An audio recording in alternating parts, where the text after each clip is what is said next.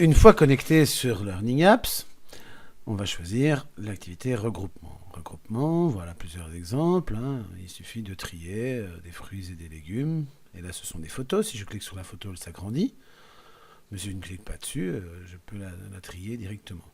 Donc, je dois trier des fruits et des légumes. L'exemple 2, dans ce qui m'est proposé, c'est choisir un nom en fonction de la préposition qui vient devant. Là, j'ai 3 catégories.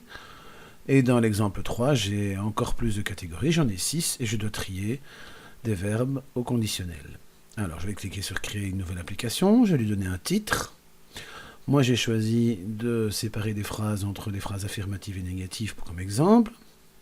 Je dois donc choisir une consigne claire et l'inscrire. Je fais attention à l'orthographe et à la clarté de ma consigne.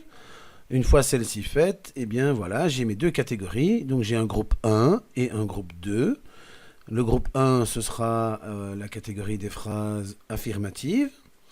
Et le groupe 2, la catégorie des phrases négatives. Ces 2 catégories apparaîtront dans le fond de mon écran et c'est entre ces 2 catégories que je devrai trier les éléments. Alors, les éléments, comme vous le voyez, il y a un groupe 1, élément 1, groupe 2, élément 1. Je vais ajouter des éléments. Je pourrais aussi ajouter un autre groupe, une 3e catégorie, mais ce n'est pas ce que je vais faire ici. Donc je vais ajouter des éléments dans le groupe 1 et dans le groupe 2, des phrases affirmatives. En fait, quand je les ajoute comme je les ajoute dans le bon groupe, eh bien, ça m'associe directement avec la bonne catégorie. Mais le jeu me proposera mes phrases dans un ordre aléatoire. Mais c'est à cet instant que se fait déjà le tri des bonnes réponses pour le jeu que les élèves réaliseront par la suite. Et donc, comme je mets déjà les réponses, les associe à la bonne catégorie, eh bien, elles apparaîtront après dans un ordre aléatoire. Mais les bonnes réponses sont déjà associées là. Donc je vais ajouter des phrases affirmatives, déclaratives, interrogatives ou impératives, et je vais ajouter des phrases négatives, déclaratives, interrogatives ou impératives. Je peux en ajouter autant que je veux, la longueur du jeu en dépendra. J'ai choisi dans ce jeu de trier 6 phrases, 3 affirmatives et 3 négatives, mais rien ne m'oblige à respecter la parité. Je peux mettre 4 phrases affirmatives et 10 phrases négatives. Ça, c'est le choix du réalisateur du jeu de mettre un certain nombre de phrases.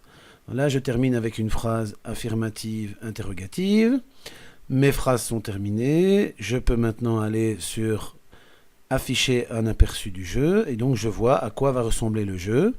J'ai donc mes 2 catégories qui sont bien présentes et je dois trier des phrases en fonction du fait qu'elles soient affirmatives ou négatives. Quand j'ai terminé, et si je suis content du jeu, je clique sur enregistrer l'appli et l'appli est désormais enregistrée sur mon compte. On peut désormais partager ce jeu avec un des 3 liens ou le code QR qui se trouve là en bas.